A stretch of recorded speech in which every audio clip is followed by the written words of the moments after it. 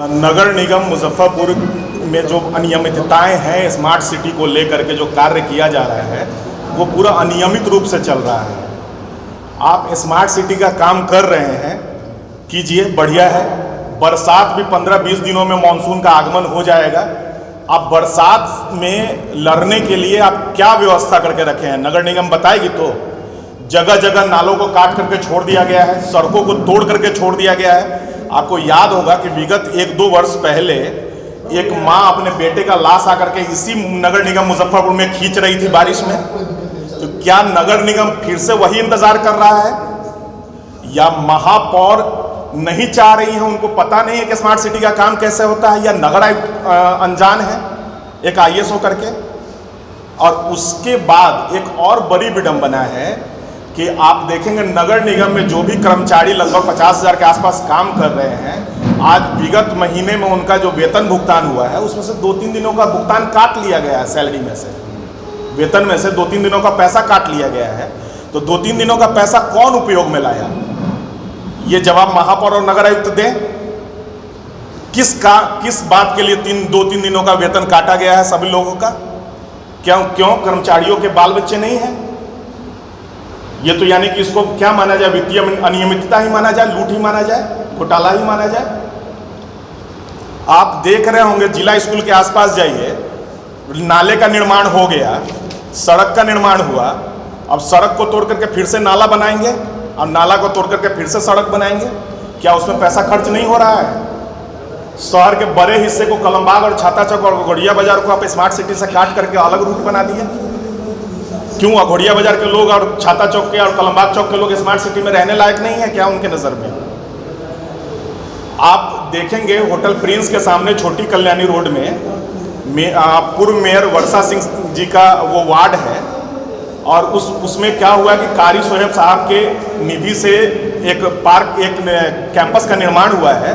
वो पूर्व में चिल्ड्रंस पार्क था और आज वो पार्किंग होके रह गया। पार्किंग किसके आदेश पे भाई? और शिलापट पे मैंने आपको दिखाया कि शिलापट पे गायघाट के विधायक निरंजन राय जी का वो नाम टंगा हुआ है। क्यों? महापौर साहिबा का इज्जत नहीं करते हैं क्या राजद वाले लोग? महापौर साहिबा जिस भी दल से हो मुझे मतलब नहीं है, वो आम जन के द्वारा चुनी गई हैं। आपको हमारे महापौर साहिबा का सम्मान करना होगा, चाहे आप जिस भी दल के हों। महापौर साहिबा का शिलापट पे नाम नहीं है, नगर विधायक का नाम नहीं है, और नगर विधायक इन चीज़ों को घूम घूम करके क्यों नहीं देख रहे हैं? 5 वर्ष अब खत्म होने जा रहा है। आपको सोफा पर बैठ करके जिला चलाने के लिए तो नहीं चुना गया था साहब। आप उस वक्त बहुत बीमार थे, अभी बहुत स्वस्थ हैं। हम महादेव से प्रार्थना करते हैं कि आप और स्वस्थ होइए, लेकिन आपको क्षेत्र में घूमना होगा। आप रेवा रोड की ओर चले जाइए और आप देखेंगे कि लोग भारी जाम की समस्या से वहाँ गुजरते हैं। पार्किंग की व्यवस्था जो है रेवा रोड में बसों की वो अलग है, लेकिन नगर विधायक जाकर के बोलते भी नहीं है। सारा ठिकरा लोग अभी तक सांसद पे ही फोड़ रहा था। नगर विधायक को क्यों रखा गया? सोफा पर बैठने के लिए, पंकज मार्केट में बैठ करके जिला चलाने के लिए? ऐसे नहीं चलने दिया जाएगा। स्मार्ट सिटी का एक एक काम उनको जाकर के देखना होगा। और जितना भी बायो टॉयलेट बनाया गया है, बायो टॉयलेट के बगल में पानी वेंडिंग मशीन लगा दिया गया है। कहीं पानी की वेंडिंग की व्यवस्था नहीं है, उसमें पानी जाता ही नहीं है। आपको मैं बोलेंगे वीडियो में आपको शेयर कर दूंगा, वहाँ के लोकल लोग बता रहे हैं कि कभी पानी आता ही नहीं है। मशीन लगा दिया गया, पानी जमा होता ही नहीं है। और जो भी बायो टॉयलेट है उसमें जानवरों का मलमूत्र है। अगर किसी इंसान ने किया भी है तो उसको आज तक बायो टॉयलेट में तो सब कुछ साफ होना चाहिए, हाइजीन होना चाहिए, तो आज तक साफ नहीं है। मुजफ्फरपुर में बड़ा तबका जो है महिलाओं का खरीदारी करने के लिए महिलाएं आती हैं मुजफ्फरपुर में, तो महिलाओं के लिए आपने यूरिनल की कोई व्यवस्था नहीं की है।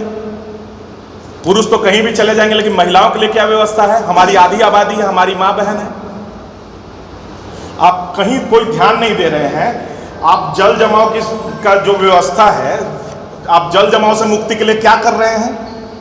कोई जवाब नहीं है, न महापौर के पास, न नगर आयुक्त के पास, न नगर विधायक के पास। नगर विधायक को मैं बस यही बोलूंगा कि उनका 5 वर्ष जो है वो निकम्मापन में चला गया है। वो उन्होंने कुछ नहीं किया है इस शहर के लिए, नगर के लिए उन्होंने कुछ नहीं किया है। इसका जिम्मेवार कौन है? सारी जो समस्या है, इन सारी समस्याओं के जिम्मेवार यहाँ के जनप्रतिनिधि हैं, यहाँ के जो नगर विधायक हैं और महापौर हैं, ये इसके सारे जिम्मेवार वही हैं। हाँ, मैं यही कहूँगा उस चिल्ड्रंस पार्क के बारे में भी कि उसको पुनः चिल्ड्रंस पार्क बनाया जाए और वो पार्किंग की जो व्यवस्था है उसको खत्म की जाए। वो पार्किंग किसी का निजी नहीं है। या तो उसको आपको पार्किंग करना है तो आप स्टैंडिंग कमेटी से ऑर्डर पास करवाइए, उसको सार्वजनिक पार्किंग बनाइए, नहीं तो उसको पुनः पार्क बनवाइए। और निरंजन राय जी का नाम पुनः हटवाइए, वहाँ से तुरंत हटवाइए निरंजन राय जी का नाम। हमारे नगर विधायक, हमारे महापौर का नाम वहाँ पे डलवाइए, वहाँ जो लोकल पार्षद हैं उनका नाम डलवाइए। ये नहीं चलेगा। गड्ढे में मुजफ्फरपुर है, मुजफ्फरपुर में गड्ढे है। देखिए, मुजफ्फरपुर में गड्ढा है, गड्ढे में मुजफ्फरपुर नहीं है। मुजफ्फरपुर हमारे आपके हमारे नगर विधायक के जन्म लेने से पहले से है, ठीक है। मुजफ्फरपुर को गड्ढा गड्ढा कर दिया गया है। मुजफ्फरपुर को गड्ढा बना करके अपने घर का गड्ढा भर लिया गया है नगर विधायक के द्वारा, महापौर के द्वारा। एक सेंसिटिव बात आपने कही, महिला महापौर हैं और महिलाओं के शौचालय की व्यवस्था नहीं है सरैयागंज, मोती झील, कल्याणी इलाके में। क्या समझते हैं कि कितनी सजग हैं वो महिलाओं? नहीं है सजग। हमारी महापौर भी सजग नहीं है और हमारे नगर विधायक भी सजग नहीं है। महिला हमारी माँ है, हमारी बहन है, उसके लिए नगर विधायक को सजग होना चाहिए था। नगर विधायक के अंदर इंसानियत जगनी चाहिए थी।